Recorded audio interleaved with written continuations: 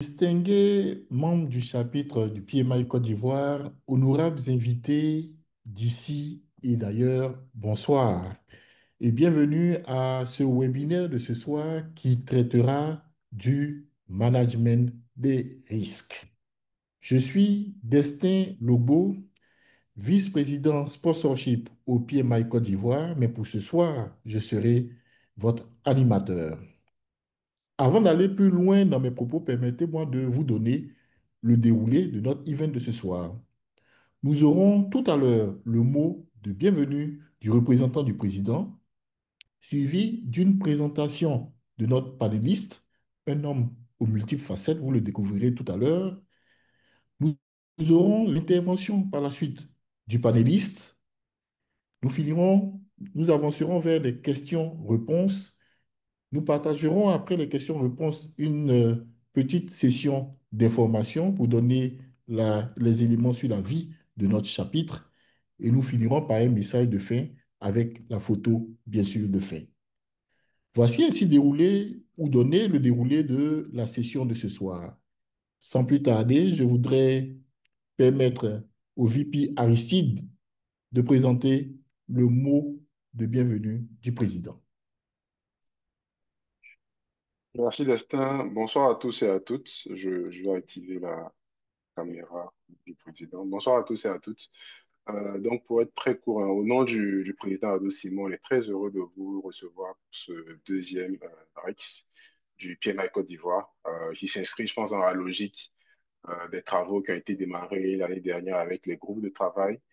L'idée, comme vous l'aurez constaté, c'est vraiment de renforcer le partage d'expériences autour de la gestion des projets, renforcer la promotion des bonnes pratiques. Et dans ce cadre-là, nous souhaitons déjà dire merci aux speakers qui ont entretenu l'Assemblée sur le thème. Et ce soir, d'emblée, remercie aussi Ariel qui partagera sur la gestion. Je ne vais pas être très long pour laisser vraiment suffisamment de temps à notre speaker et un peu c'est vraiment l'occasion pour moi d'inviter tout le monde du chapitre à ne pas hésiter à enseigner le formulaire qui a été partagé et qui sera ce soir pour faire vos expériences et enrichir. Merci à tous et excellente soirée. Merci infiniment, VP Aristide, pour ce mot de bienvenue. Avant d'entrer dans le vif du sujet, permettez-moi de donner quelques dispositions pratiques pour nous permettre de pouvoir bien profiter de cette session. Nous vous prierons de fermer vos micros lorsque vous ne prenez pas la parole, vous n'avez pas la parole. Et pour les questions, nous vous prions d'utiliser l'option Q&A qui se trouve en dessous sur la barre des tâches. Nous vous prions de poser vos questions à ce niveau pour pouvoir les collecter et les remonter au niveau de notre panéliste. Qui traitera ce soir de la question du management des risques?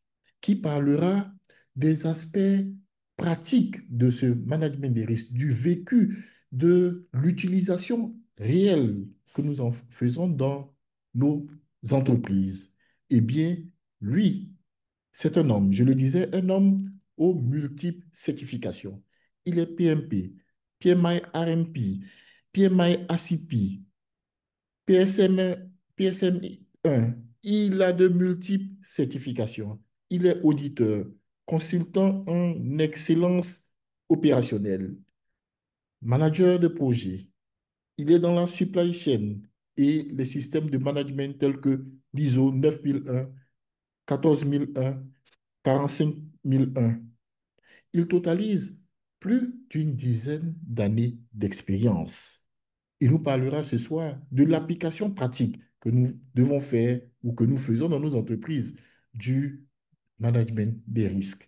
Lui, c'est Ariel Ibata Bidier. Ariel, sous nos ovations, je vous prie d'ouvrir votre micro et de partager votre belle expérience du management des risques avec nous. Merci, bonsoir, bonsoir à tous et à toutes. Merci, Destin. Avec ce que tu viens de dire, je me sens tout petit. Merci pour tout. Donc, c'est pour moi un honneur. C'est pour moi un honneur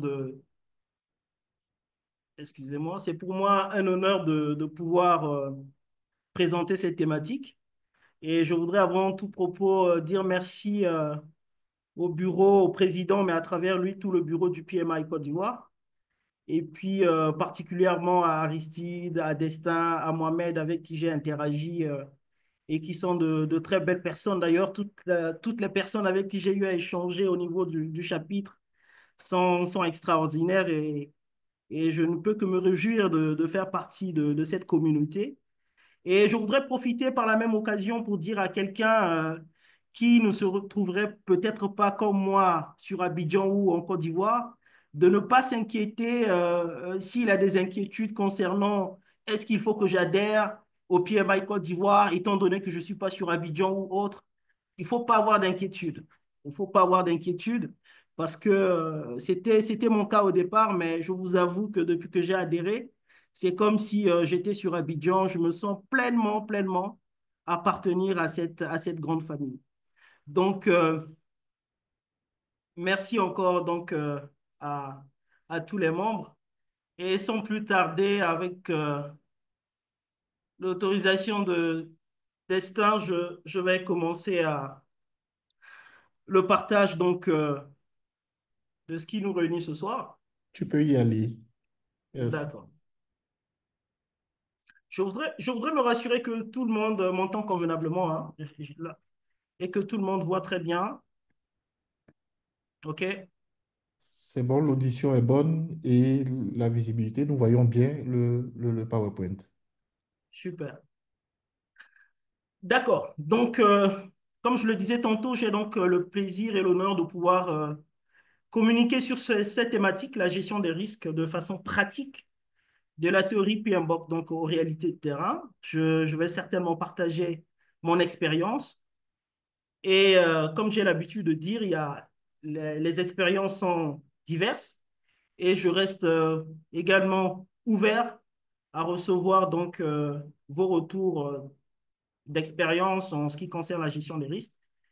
Donc, ce qui nous réunit en termes d'objectifs pour moi à travers cette communication serait déjà de revenir un peu sur les concepts fondamentaux. Je sais que nous sommes tous des professionnels, donc la théorie ne sera pas trop de mise parce qu'il y a d'autres cadres pour cela. Donc, je vais revenir de manière assez succincte sur les concepts et j'espère qu'à travers cette présentation dans son ensemble, on pourra identifier les écarts entre la théorie et la réalité de terrain. C'est l'un de mes objectifs. Comme troisième objectif serait également de découvrir des approches pratiques, notamment celles que nous utilisons ici, mais aussi les approches qui pourront être partagées par d'autres acteurs donc, durant cette session. Et bien évidemment, j'espère qu'à l'issue de tout cela, nous allons pouvoir être inspirés pour améliorer nos pratiques au vu donc du retour donc, qui sera fait durant les échanges. De ce fait, j'envisage donc communiquer à travers quatre points, notamment revenir sur quelques définitions et quelques données clés sur la gestion des risques dans les projets. C'est vrai qu'empiriquement, on connaît l'importance de la gestion des risques dans les projets, mais dans la vie tout court.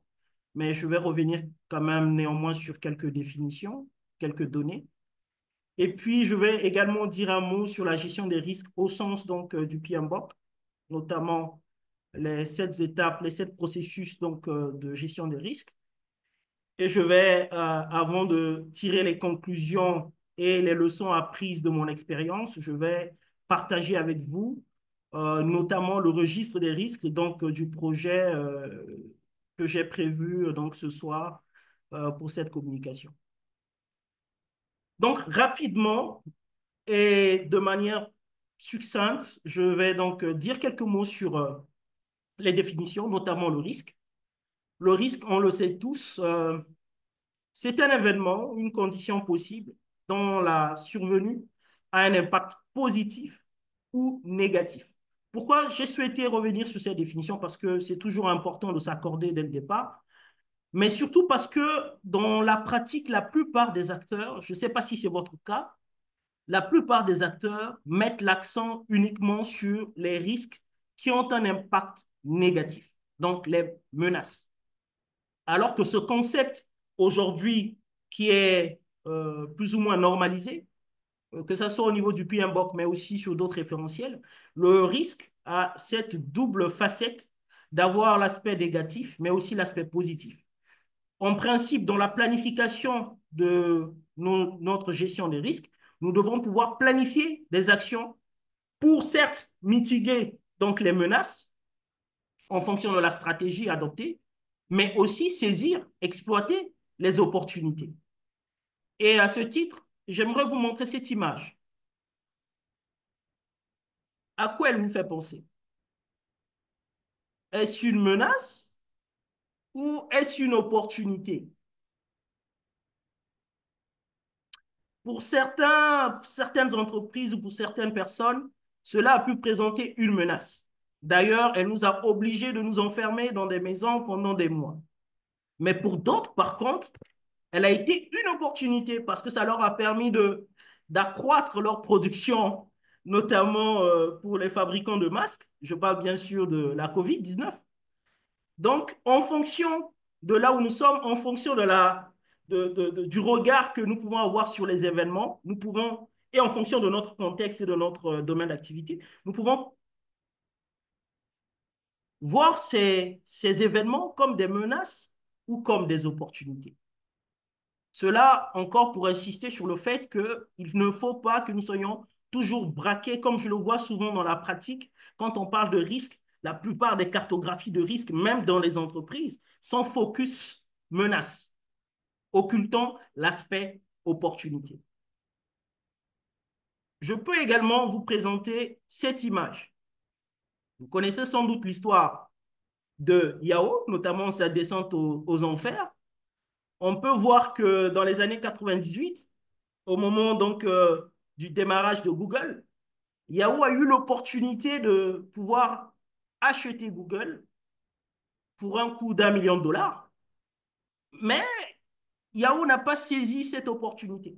Peut-être parce qu'elle estimait que c'était plutôt un risque négatif, d'accord, que de mettre 1 million de dollars pour une start-up qui venait sans doute de débuter, qui était certes une start-up prometteuse, mais c'était plutôt un risque pour Yahoo. En 2002, Yahoo réalise que cette menace ou ce risque négatif, au départ, n'était sans doute pas le cas, c'était peut-être une opportunité. Et en ce moment, Yahoo a essayé de se racheter, donc de racheter Google, mais cette fois-ci à un montant de 3 milliards de dollars. En ce moment, Google, connaissant sa valeur, a proposé plutôt 5. Yahoo a refusé. En 2008, comme on peut le voir dans l'image, Yahoo a refusé 44 milliards de dollars de Microsoft, estimant que ce n'était pas une opportunité de se vendre à ce prix-là. Il y aura certainement une autre opportunité, une meilleure opportunité. On peut le voir, en 2016, finalement, Yahoo a été vendu à Verizon pour 4,5 milliards de dollars. Imaginez la perte, et nous savons tous ce que Yahoo est devenu aujourd'hui. Yahoo continue de fonctionner, mais ce n'est plus la grosse entreprise qu'il y a de cela quelques années, notamment au début des années 2000. Cela pour dire, il est important dans notre analyse des événements d'évaluer les risques, certes négatifs, qui ont un impact négatif, c'est-à-dire les menaces, mais aussi les opportunités qui peuvent se cacher derrière. D'où l'intérêt pour moi d'insister un peu sur cette notion de risque. Je vois qu'il y a...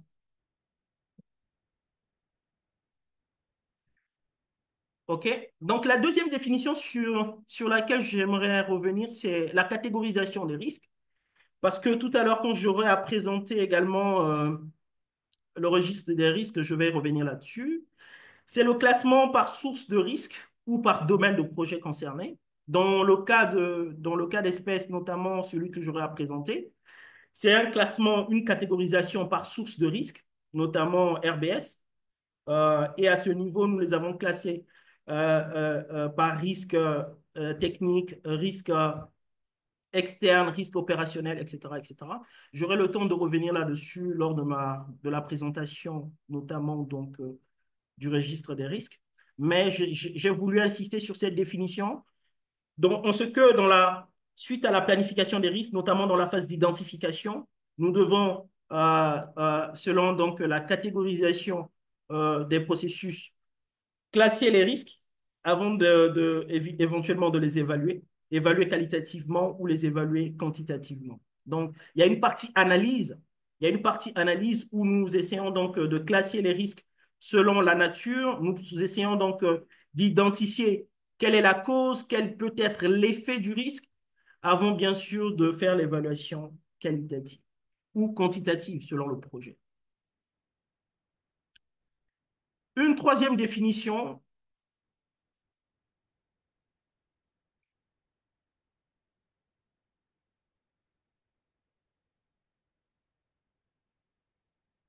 c'est le plan de gestion de risque. Le plan de gestion de risque, c'est l'output donc du processus de planification. Donc, ce document permet, en ce qui nous concerne, donc de pouvoir bien sûr décrire comment les activités de gestion de risque seront structurées. Là, je vous ai mis une image donc de notre plan de gestion des risques. Notamment, vous pouvez voir le contenu en termes de sommaire. Il y a l'objet donc de cette information documentée, le domaine d'application, les références, les définitions, abréviations, les responsabilités des différentes parties prenantes, les stratégies de gestion des risques, la méthodologie, les financements de la gestion des risques, en fonction donc de ce qui est planifié en termes de réserve pour imprévu ou réserve pour aléa.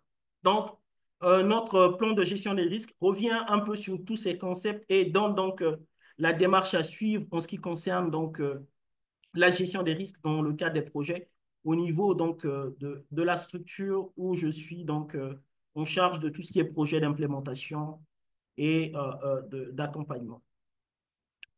Et une dernière définition, c'est celui des registres des risques. Je pense que je n'ai pas besoin de dire plus là-dessus, étant donné que je vais revenir de manière beaucoup plus spécifique dans la présentation que j'aurai à faire. Cela dit, je l'ai dit en introduction, nous connaissons l'importance donc de la gestion des risques. Cependant, j'ai jugé utile quand même de pouvoir revenir sur quelques données de manière objective pour insister sur la prise en compte de la gestion des risques dans nos projets ou de façon générale dans nos organisations. Parce qu'il faut le dire qu'à une certaine époque, la gestion des risques a quand même été le parent pauvre de la gestion de projet. Sur ce premier graphique qui revient sur l'impact de la gestion des risques sur la réussite des projets, on peut constater que 71%, un peu plus de 70% de réussite des projets est due à une gestion proactive des risques. Alors que dans le même temps, un des projets qui n'ont pas une gestion formalisée, documentée des risques, le taux de réussite n'est que de 45%. Le deuxième graphique, quant à lui, revient ici sur l'impact économique de la gestion des risques lorsque les risques sont mal gérés. Ici, on peut constater que le taux de perte du budget total d'un projet en raison d'une gestion inefficace des risques est autour de 12%. 12% de pertes lorsque les risques ne sont pas efficacement gérés. L'autre graphique, c'est le coût des retards dû à une absence de plan de réponse aux risques dans le cadre notamment des dépassements budgétaires. Et là, on a un coût global de 25%. 25% représente donc l'absence, donc le coût des retards dans le cadre donc, des dépassements budgétaires. Donc, la gestion des risques, lorsque cette gestion n'est pas implémentée, lorsqu'il n'y a pas un plan d'action pour donc faire face aux risques, ce coût est évalué à 25% dans le cadre donc, des dépassements budgétaires qu'on rencontre parfois, souvent, dans les projets. Pour ce qui est de l'impact de la gestion des risques sur les délais, Parce que là, on est un peu dans le triangle coût, délai, performance. Sur ce qui concerne l'impact de la gestion des risques sur les délais, on peut constater que le taux de respect de non-respect des délais des projets en raison de risques non anticipés ou mal traités est au-delà de 50%. C'est beaucoup. Alors que le taux également, dans le même temps, l'impact de la mise en place d'un registre des risques et de réunions de suivi sur les risques, notamment de dérives calendaires, l'impact, lorsque nous avons donc un registre des risques, mais aussi des actions de suivi, d'évaluation, etc., réduit à 30%, d'accord, les risques de dépassement, de dérive calendaire. En conclusion, pour terminer avec ces données qui mettent en exergue l'importance donc de la gestion des risques dans le cadre des projets, là également sur ce qui est de la gestion des risques et des facteurs humains, mais également, je vais plutôt terminer avec ce slide, histoire de ne pas trop vous taper sur la tête avec des données, juste pour terminer avec ça, en termes de bonnes pratiques, et le retour sur investissement. Qu'est-ce que ces données nous disent? L'analyse qualitative et quantitative régulière dans le cadre des projets améliore de plus de 25% la performance en termes d'atteinte des objectifs des projets. Les tableaux de bord visuels qui permettent donc de suivre l'avancée donc, des projets, etc., l'avancée donc des actions de réponse, augmentent de plus de 35% la réactivité face aux menaces. Il est important d'avoir un management visuel aussi dans le cadre donc, du pilotage des risques. Dans l'exemple que je vais vous présenter, on a un tableau de bord qui nous permet donc de suivre cela. Et enfin, les simulations de type Monte Carlo améliorent également la prévision des impacts, délais coûts.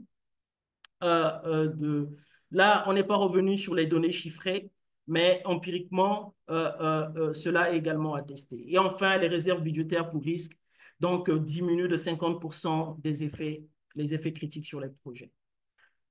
Cela dit, que nous dit le PMBOK en termes de processus de gestion de risque? Le PMBOK donc, documente 7 étapes, 7 processus.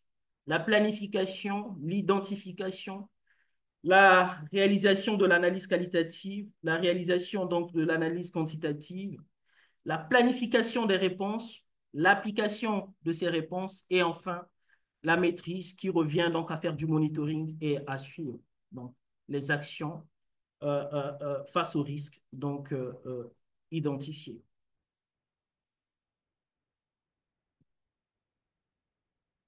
De manière sommaire, je n'ai pas voulu aller un peu plus en détail pour directement vous présenter de manière pratique ces différents processus, comment nous l'avons implémenté dans le cadre de ce projet qui portait sur l'implémentation d'un système de management intégré, notamment sur 2 normes, la 9001 et la 22301. C'est donc le projet a été implémenté au sein d'une société d'État. Les objectifs du projet, c'était bien sûr d'améliorer l'efficacité et l'efficience des processus de l'organisation, d'accroître la résilience de l'organisation face aux interruptions et aux crises, d'augmenter la satisfaction des parties prenantes, notamment les clients et les employés. Les enjeux, pourquoi décider d'implémenter ces 2 référentiels au sein de cette organisation? Vous n'êtes pas sans ignorer que le Burkina Faso traverse depuis plusieurs années donc une situation de crise sécuritaire, mais aussi en 2020, on a tous vécu la pandémie Covid qui a empêché pas mal d'organisations à travailler en mode virtuel.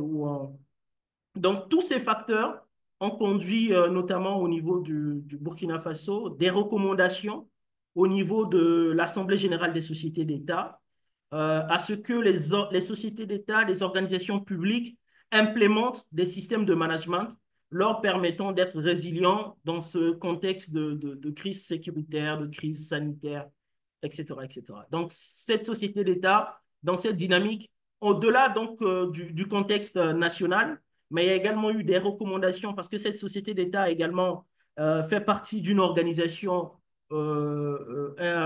sous-régionale, notamment au niveau de l'Afrique, donc qui a également encouragé ces structures à implémenter des systèmes de management, notamment la 22301 sur la continuité d'activité. Pour ce qui est de la durée initiale du projet, c'était d'octobre 2021 à novembre 2023. Mais comme vous allez le voir, on a connu pas mal de risques qui se sont matérialisés dont la mitigation n'a pas été aisée, mais néanmoins, nous avons pu atténuer l'impact de ces risques sur le fonctionnement, donc sur les objectifs du projet. Donc, rapidement, en termes de timeline, je rappelle que le projet avait commencé en octobre 2021, mais dès janvier 2022, nous avons eu une première situation d'instabilité, notamment le coup d'État, en janvier 2022, ce qui a impacté le projet, évidemment. En septembre 2022, il y a eu un ralentissement également du projet dû donc au second coup d'État. En mars 2023, il y a eu donc des changements au niveau organisationnel, notamment avec le départ donc, du DG et de quelques responsables de la structure. Donc, cela a également eu un impact sur le projet. En avril 2023, le projet a été suspendu parce que qui dit nouvelles autorités, dit nouveaux acteurs. Il y a ce besoin également de bien comprendre le projet. Nonobstant les actions que nous avions planifiées, la durée de cet arrêt aurait été beaucoup plus longue. Cependant, vu qu'il y avait un travail donc de planification des réponses face à des risques pareils plus ou moins qu'on avait identifiés, cela a permis donc d'avoir un temps de suspension assez moins important, je vais dire, puisque dès janvier 2004, nous avons repris le projet pour clore notamment la partie SMQ en décembre, donc récemment en décembre 2024. Donc, je vais rapidement vous présenter le registre donc, des risques de ce projet.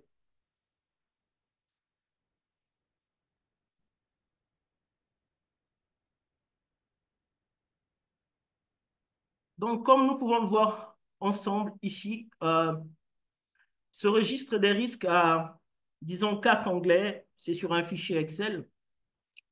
Je suis partisan de toujours contextualiser les outils. Ça pouvait être beaucoup plus complexe que ça. Ça pouvait être un logiciel, une application. Mais il est important, au regard donc, des acteurs qui sont dans le projet, les parties prenantes, de toujours adapter nos outils au contexte dans lequel nous sommes. Et dans ce contexte, nous avons utilisé donc, ce logiciel. Comme vous pouvez le voir, nous avons identifié 17 risques. Parmi ces risques, il y a des risques, je vais revenir là-dessus. Nous avons au niveau du tableau donc l'identification des risques, euh, l'intitulé de ces risques, la catégorisation des risques, l'identification des causes, les effets, dans la partie identification, dans la partie analyse euh, donc qualitative, nous avons, contrairement aux recommandations donc, du PMI, où il est question de 2 critères, notamment l'impact et la probabilité, dans le cas d'espèce, nous avons utilisé 3 critères. Donc, au-delà donc, de l'impact et de la probabilité, nous avons utilisé notamment un troisième critère, c'est les moyens de maîtrise existants. Parce qu'au regard de l'expérience que nous avons en matière d'implémentation, nous avons déjà conçu un certain nombre d'outils, nous avons déjà pas mal de pratiques qui nous permettent donc de pouvoir atténuer donc, la criticité donc, des risques identifiés. Donc, on a ici la note donc, du risque. On a ici le niveau de criticité, la stratégie de gestion du risque. Je rappelle que dans le cas du PMBOK, il y a 5 stratégies identifiées donc, pour gérer les menaces, notamment accepter le risque, éliminer le risque, transférer le risque et éventuellement euh, atténuer le risque. Cela dit, en termes de réponse en ce qui concerne ce projet, et j'avais parlé auparavant donc du plan de gestion des risques. Notre plan de gestion des risques, pour ce qui est des risques dont la criticité est inférieure à 2, je vais revenir là-dessus, notamment les risques faibles, nous ne menons pas d'action. Lorsque les risques ont un niveau faible, nous acceptons le risque et nous ne planifions pas d'action face à ces risques. Donc, c'est pourquoi vous voyez un peu cette partie vide, d'accord? Et là, le taux de traitement, bien sûr, c'est 0, mais automatiquement, ici, on a mis 100%, étant donné que nous sommes prêts à accepter le risque. Donc, il n'y a pas d'évaluation parce que dans notre registre de risque, on a une partie évaluation qui est là, mais nous avons également une partie réévaluation.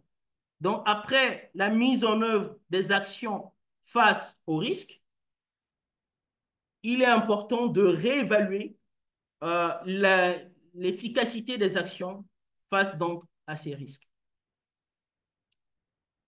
Nous avons un tableau de bord qui nous permet donc de suivre un certain nombre d'indicateurs, notamment le nombre de risques par niveau de criticité, le nombre d'actions mises en œuvre dans une logique PDCA, et en fonction donc de la mise en œuvre des actions, des réponses face aux risques, selon le cycle PDCA, nous attribuons un score euh, qui est au niveau de cet onglet, cotation.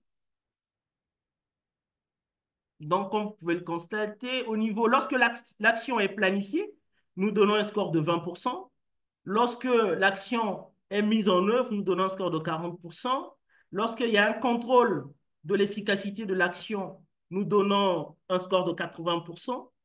Et lorsque les actions d'amélioration ont été standardisées, nous donnons un score de 100%. Donc, au-delà de ce critère, nous avons également un autre critère, le taux de traitement par niveau de criticité, et un autre critère sur le nombre de risques par stratégie de gestion. Donc, accepter, atténuer, escalader et éviter. Ici, vous avez la matrice de Farmer, donc avec les différents niveaux de criticité, sévère, élevé, modéré et faible. Et au niveau de cet onglet, nous revenons sur les différentes cotations. J'aimerais revenir rapidement sur un risque en particulier. J'ai évoqué lors de la présentation du projet, notamment les événements au niveau national qui ont impacté le projet, notamment les différents putschs.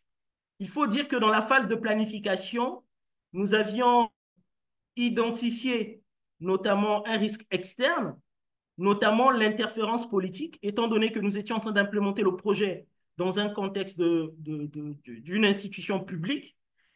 Et nous avions donc identifié l'interférence politique ou la nomination ou des nominations stratégiques, donc des changements notamment du sponsor, qui est donc le DG de la structure. Ce qui avait donc pour effet donc l'arrêt du projet ou éventuellement le report. Ce qui s'est réellement passé, c'est qu'effectivement, comme je le disais, non seulement on a eu des situations de putsch, mais également on a eu des changements donc, au niveau de la direction générale.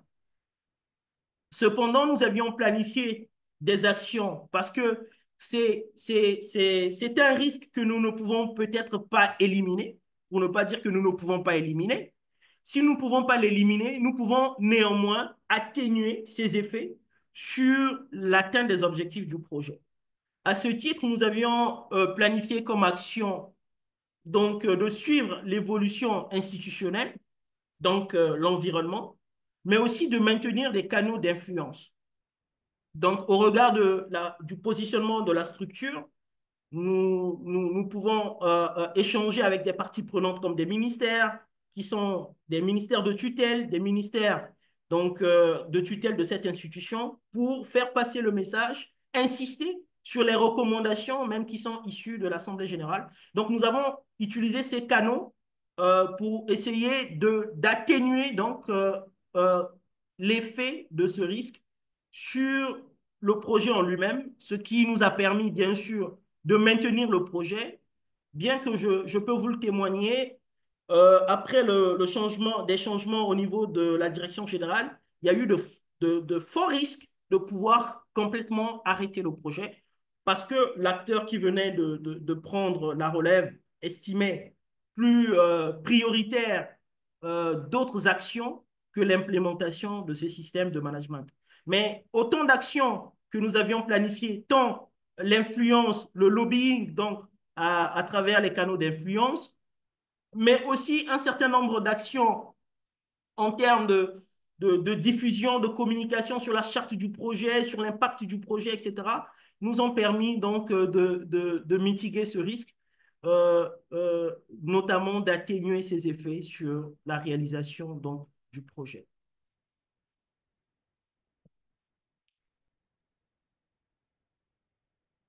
Donc, voilà un peu de manière concrète comment nous avons pu implémenter donc, la gestion des risques dans le cadre de ce projet donc de mise en œuvre de deux systèmes de management, notamment la 9001 et la 22301.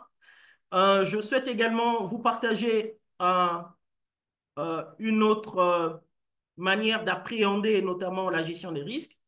Dans ce cas ici, comme vous pouvez le constater, c'est vrai on a flouté certaines informations confidentielles.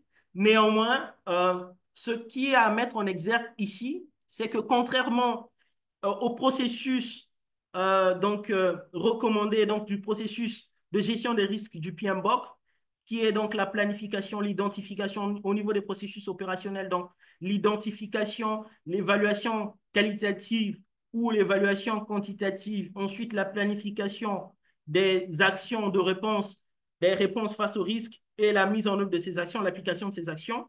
Ici, nous pouvons voir qu'il n'y a pas proprement parlé d'évaluation qualitative, encore moins d'évaluation quantitative, mais il y a uniquement une évaluation au niveau de l'impact et il n'y a pas de critère probabilité. Ce que je voudrais mettre en exergue ici, c'est qu'il y a ce cadre macro, ce cadre qui est donné par le PMBOK, mais il est parfois le contexte l'oblige de pouvoir adapter ce framework en fonction de la réalité, en fonction du contexte dans lequel nous sommes. C'est le cas ici. Il n'y a pas de registre à proprement parler idéal, même si de mon point de vue, il est important de prioriser les risques parce que cela nous évite d'implémenter des actions pour des risques qui ne nécessitaient pas forcément de déployer des actions parce que cela peut entraîner des gaspillages de ressources. Donc, il est important, à mon avis, de pouvoir identifier notamment prioriser plutôt les risques pour pouvoir donc mettre l'accent sur les risques qui ont donc une criticité à modérée, donc, ou modérée, élevée ou sévère selon le cas pour pouvoir optimiser les ressources. Nous n'avons pas non plus des ressources intarissables. Donc, il va falloir optimiser les ressources. C'est pourquoi je recommande, en ce qui me concerne, toujours conformément au PMBOK, mais aussi en termes de bonnes pratiques, de pouvoir maintenir cette évaluation qualitative avec un volet priorisation, donc des actions, priorisation des risques. Pour terminer ma communication et certainement recevoir votre feedback, vos questions, j'aimerais, au regard de notre expérience, partager quelques leçons apprises de cette gestion. C'est qu'il est important, de façon générale, on le sait, et c'est recommandé d'ailleurs par le PMBOK, d'identifier les risques en équipe, de prioriser les risques, je l'ai dit tout à l'heure, pour éviter donc de multiplier des actions ou donc de gaspiller des ressources. Il est également important de prendre en compte les signaux faibles.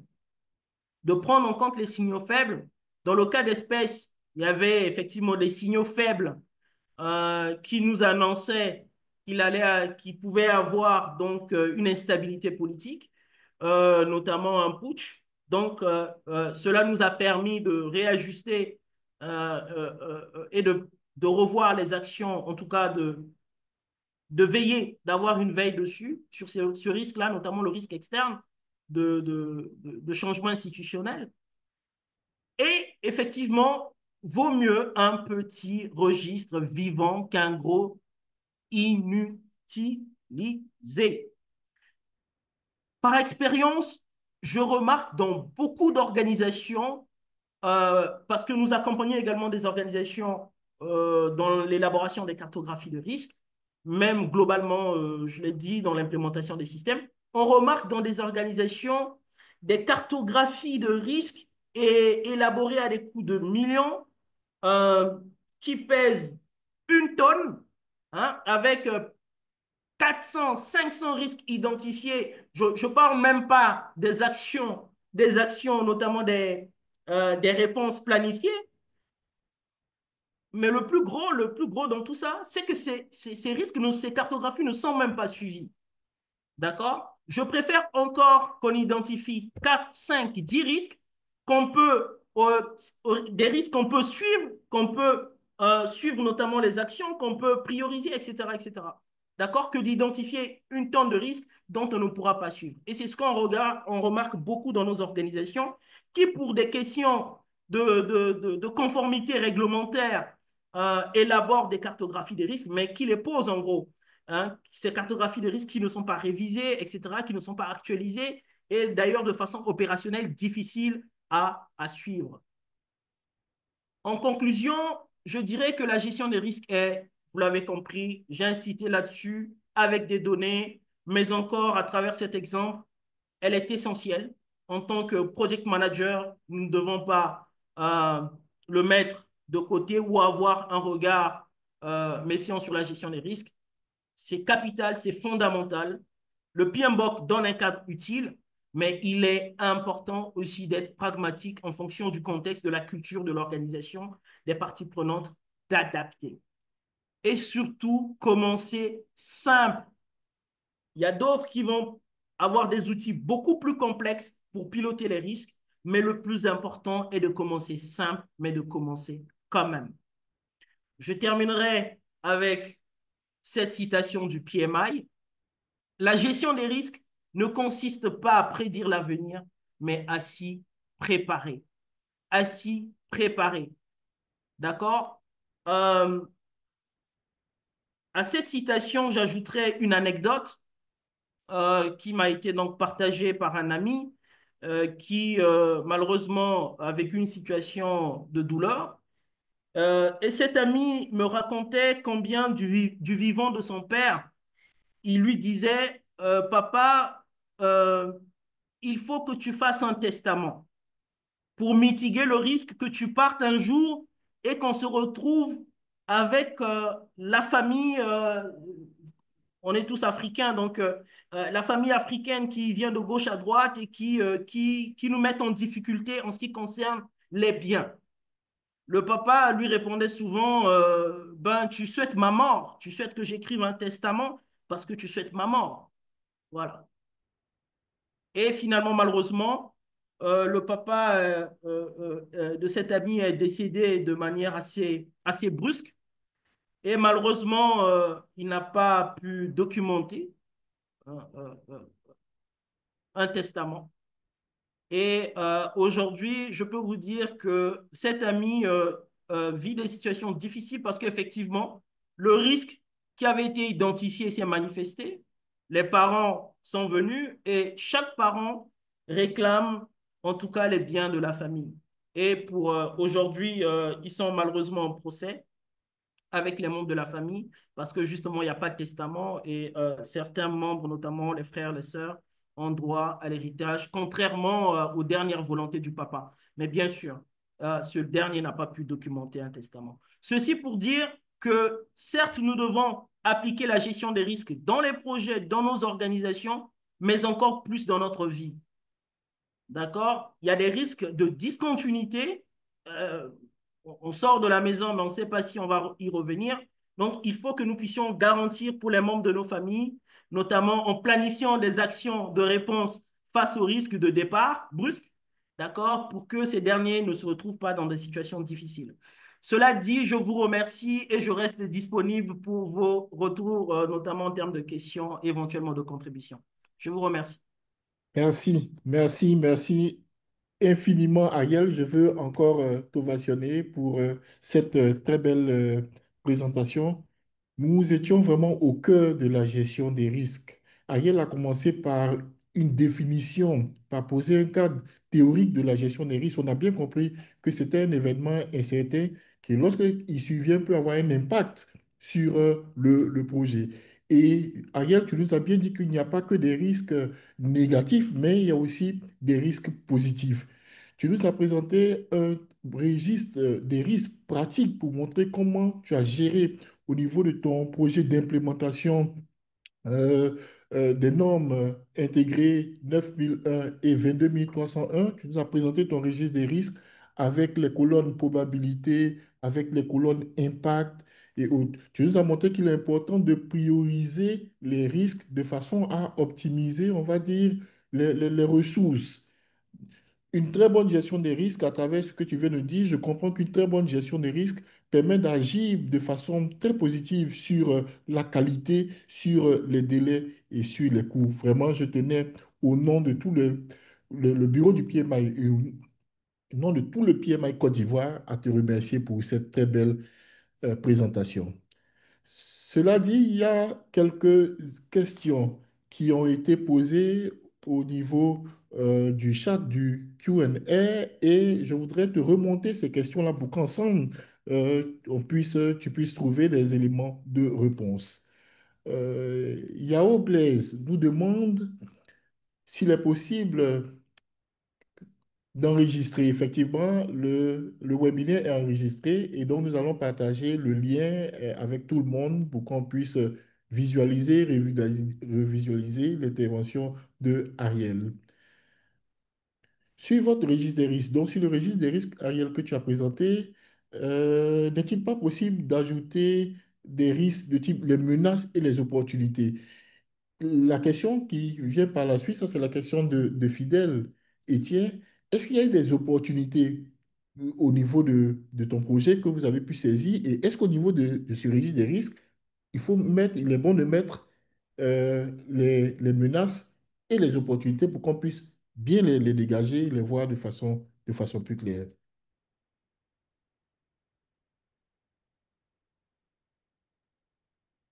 OK, merci. Je réponds succinctement, c'est ça? Je Oui. réponds au fur et à mesure. Oh, oui.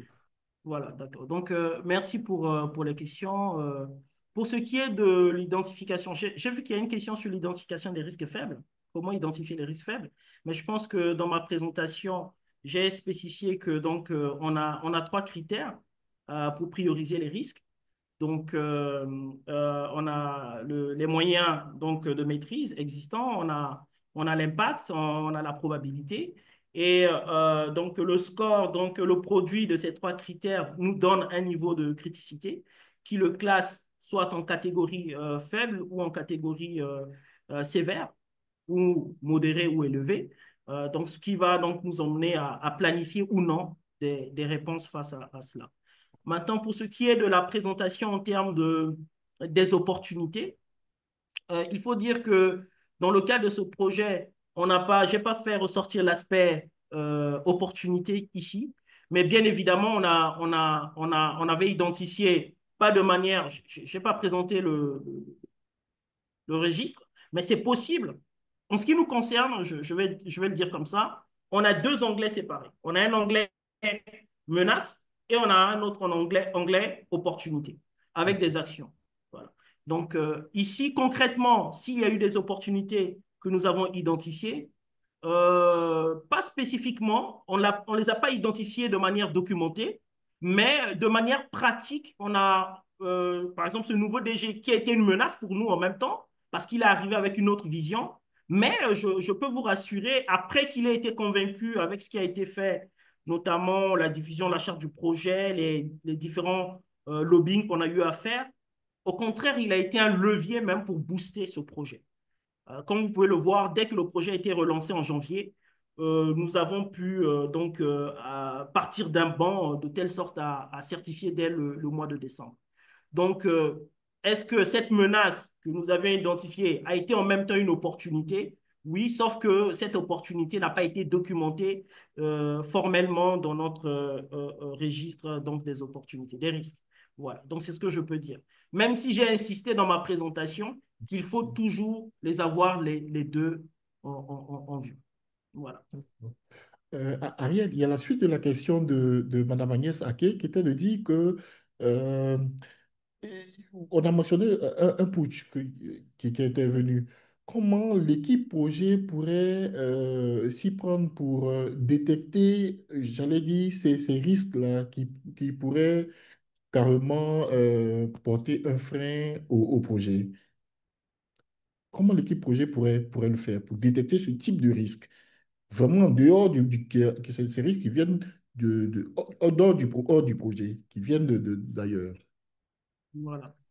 À cette question, je pourrais répondre il y a une veille que nous faisons. Il y a une veille de l'environnement que nous faisons, l'environnement institutionnel. On est dans un contexte, d'accord? Plus précisément pour ce qui est du push, il faut le dire que notre veille nous a permis, en tout cas, de nous dire qu'il y a quelque chose qui se passe, d'accord? Ça peut se matérialiser comme ça peut ne pas se matérialiser, mais il y a quelque chose qui se passe dans l'environnement. Ce qui nous a permis donc d'anticiper, de planifier des actions tout en nous disant qu'on ne pourra pas empêcher la matérialisation de ce risque, mais néanmoins, sur nous, notre projet, il faut que ces impacts soient le plus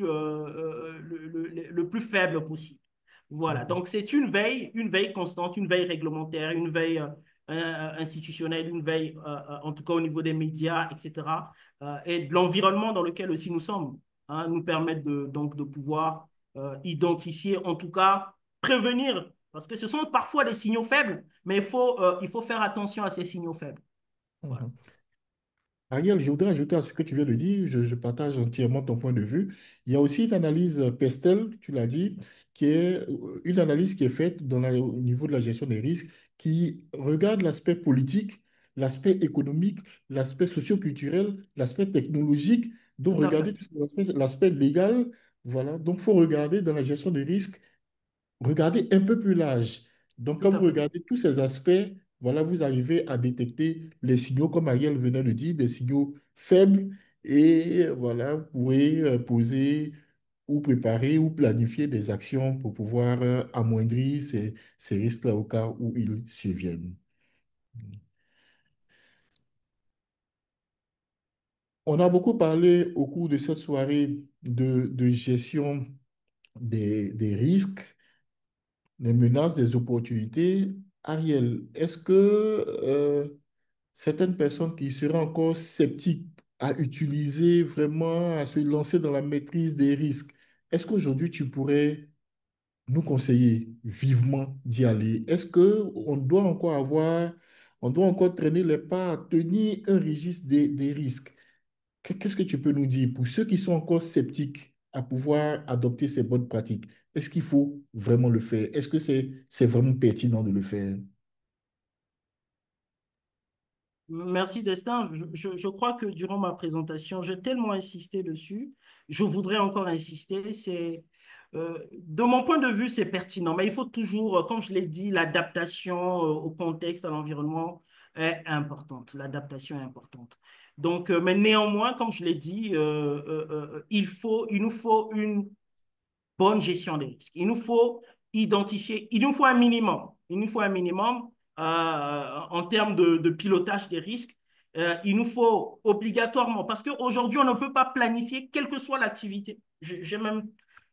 Quelle que soit l'activité, même notre simple vie, on ne peut pas planifier notre carrière professionnelle, planifier notre quotidien sans planifier les risques.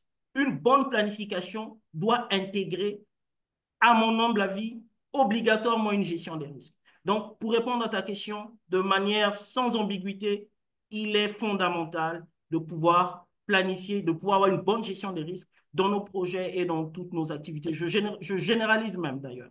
D'accord. Ça, c'est mon point de vue. Mais j'ai également, si tu permets, Destin, j'ai vu des questions dans le chat qui reviennent Exactement. sur la source des données clés partagées. Voilà, certaines données proviennent du PMI, d'autres de McKinsey, d'autres de Gartner. Et je pourrais toujours partager les sources de ces différentes données-là. Voilà, je D'accord. pense que c'est l'aîné Lawson qui a posé la question. OK. Guébaye demandait est-ce qu'il est possible d'avoir le template, voilà, pour pouvoir déjà gagner du temps, faire, pour créer déjà la projection, voilà, le PowerPoint, et puis des templates pour pouvoir faire évoluer rapidement son management des risques. Oui, bien sûr. Je crois qu'il n'y a qu'une chose qui ne diminue pas, c'est la connaissance et le partage. Voilà, donc totalement ouvert, je vais partager avec l'équipe du Rex et ils se chargeront éventuellement de donner à ceux qui sont intéressés. Arou Ange nous demande si l'outil SWOT ne pourrait pas être utilisé comme base pour pouvoir gérer les risques. Bien sûr, bien sûr. Dans le PMBOK, je pense que parmi les outils qui sont recommandés, il y a le SWOT également. Voilà, c'est vrai que je ne l'ai pas évoqué dans ma présentation. Tout à l'heure, Destin, tu es revenu sur l'analyse PESTEL, mais aussi le SWOT peut permettre effectivement d'identifier les risques en termes de menaces, faiblesses, opportunités, etc. Bien sûr. Ariel, est-ce que tu pourrais évaluer le coût total de la gestion des risques dans le cas de ton projet? Ça, c'est une question posée par Salami. Oui, comme je l'ai dit tout à l'heure, je l'ai dit en amont, c'est vrai que dans le cadre de ce projet, nous avons fait une évaluation qualitative, nous n'avons pas fait une évaluation quantitative pour évaluer quantitativement en termes de numéraire ce qui pourrait entraîner en tout cas la gestion de ces risques. Donc, je dirais à cette question, malheureusement, non, j'ai pas on n'a pas évalué quantitativement donc cette gestion.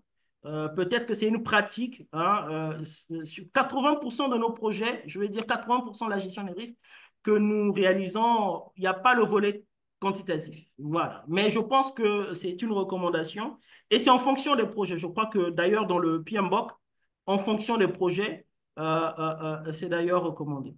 Voilà. Merci. Ariel, est-ce que tu connais une question posée par Touré? Est-ce qu'il existe un cadre de gestion des risques adapté au projet de développement? Je- Un cadre adapté au projet de Le développement. développement. C'est vrai que peut-être ça nécessite un peu une petite précision, je ne sais pas, parce que tout projet permet de faire du développement. En parlant de projet de développement, peut-être au Peut-être niveau des des projets conseils régionaux, humanitaires, ce genre de humanitaires, projet. oui, des conseils régionaux. Bon, est-ce il pourrait exister un cadre de gestion des risques adapté à ces projets-là? Mais je crois que le cadre défini par le PMBOK, c'est un Oui, cadre adapté pour tout type de projet. d'accord. Pour tout type de projet. Je crois que pour moi qui suis un peu dans le domaine de la normalisation, d'accord, le cadre PMBOK, même quand on voit d'autres référentiels, c'est globalement ces étapes. Planification, identification, évaluation, parfois analyse, évaluation, mise en œuvre des actions. Le cadre est vraiment là. Je pense qu'il ne faut pas chercher ailleurs. Le cadre du PMBOK, je pense que résume bien, quelle que soit la nature du projet. Maintenant, on peut l'adapter, comme je l'ai dit. Il y a certaines étapes, telles que je disais, l'analyse quantitative que nous, on n'a pas eu à faire. Ou encore, dans l'autre exemple que j'ai présenté, même l'analyse, l'évaluation qualitative n'a pas pu être faite. Donc, chaque cas, il faut adapter. Mais néanmoins, moi, comme je l'ai dit, il faut toujours l'analyse qualitative, notamment en termes de priorisation des risques. Voilà. Ariel, nous pouvons parler de la gestion des risques pendant des heures et des heures sans vraiment se lasser, vu le vécu pratique que tu as de ce management des risques. Malheureusement, le temps imparti touche pratiquement à sa fin. Quel est ton dernier mot ou ta dernière phrase? Qu'est-ce qu'on peut retenir à travers ta belle présentation? Euh, je dirais, je crois que ma dernière phrase, ma dernière pensée, c'était la citation que j'ai donc placé à la fin de cette communication. Mais il y a également Kamagaté qui pose une question sur la matrice des risques actualisée. Mais ça, c'est dit dans notre plan de gestion des risques en termes d'actualisation. Donc, nous l'actualisons semestriellement, d'accord, notre registre des risques. Voilà. Donc, ça, c'était pour répondre entre parenthèses à sa question. Mais mon mot de la fin, c'est que la gestion des risques, comme la citation l'a dit, je paraphrase, c'est pas un souhait que le risque arrive, mais c'est pour s'y préparer. Voilà. C'est quand on planifie un risque, parfois le risque peut ne pas se matérialiser, mais on a déjà mis en place des actions qui nous permettent de le mitiguer au moment où il survient. Donc, il est important, même dans notre vie au quotidien, de pouvoir avoir une culture de la gestion du risque. Il faut que nous puissions développer une culture de la gestion du risque. Merci à Développer tous. une culture de la gestion des risques. C'est sur ces mots, Ariel, que je voudrais mettre en guillemets un thème à notre intervention.